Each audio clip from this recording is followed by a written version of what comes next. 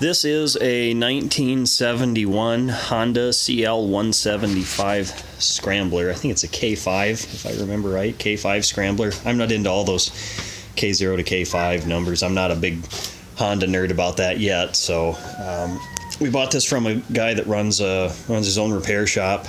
He kind of specializes in Harleys, but does a little bit of everything. I think that's why it's orange and black and has a, if I can get the camera to focus, Harley Davidson mirror on it, but Hardly Davidson, I guess you could call it. What we did to it, me and my wife, this is my wife's bike, I put a rear tire and tube on it, carb kits, fuel hoses, fresh oil, new battery. The gas tank is cream coated, which I'm not super wild about, but at least all the crud won't be falling off of it into the fuel system. What else did we do? I took the factory air filter boxes off. There's one on each side. And I cut the factory air filter material out of them, and they have like a screen door mesh around them, and I put some uni-foam on it. Make them washable, keep the factory style stuff.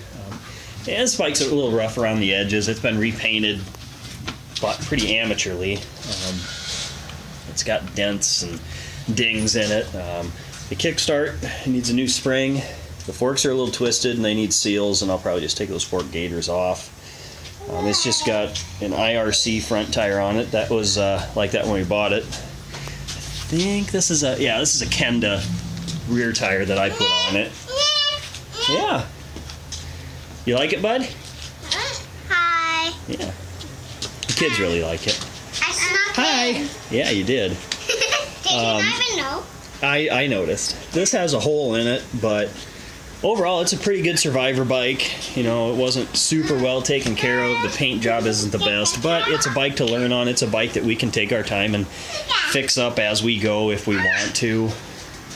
It needs a few more little things, like it needs some new brake wire, or brake switch wire, whatever. We put some grips on it. You know, it just needs a few little things here and there. Headlight only has a high beam, but yeah, it's a nice little bike. One thing I like about this one particularly, it has drum brakes, front and rear. One of the big problems with these old bikes is stuck brakes, or you take it out on a ride and the brakes work once and then they stay jammed on. Because the cylinders don't move. The master cylinder doesn't move, the slave cylinder doesn't move, and they get locked. So, yeah, are you moving my aluminum cooling blocks? That's cool. But that's one thing I like about this bike, and I think those disc brakes, or drum brakes, I should say, in the front just look really cool. But yeah, it's gonna be a nice little commuter bike when we get done. But I got to get it to idle, and I got to fix the forks, and it'll be good to go down the road. But yeah, like I said, carb kit, battery, tire, fresh gas, and away we went.